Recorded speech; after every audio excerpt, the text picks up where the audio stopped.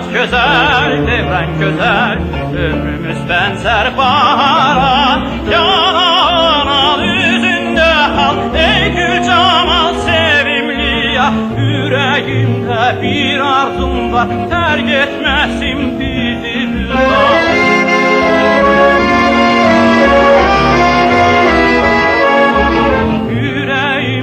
Bir arzum var, terk etmesin bizi hüsran. Gülnare hanım yandı bu canım. Gülnare hanım gel ey sultanım.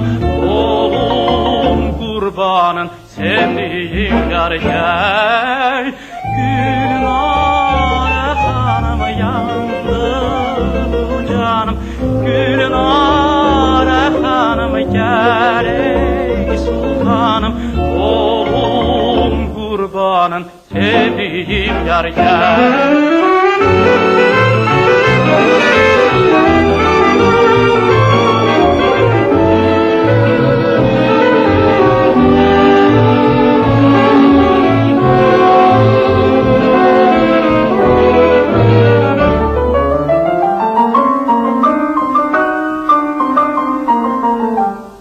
Parmaklarım şimşek gibi, gülsün hemen hayat gibi.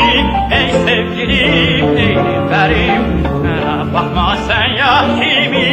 Yanağın al yüzünde hal, ey gül camal sevimli ya.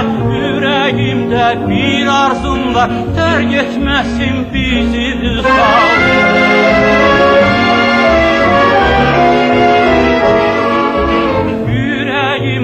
Bir arzum var, terk etmesin bizi hüsran. Gülnare hanım yandı bu canım. Gülnare hanım gel ey sultanım.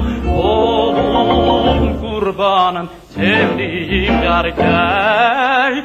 Gülnare hanım yandı bu canım. Gülnare hanım gel ey sultanım. Oğlum kurbanın sevdiğim yar gel.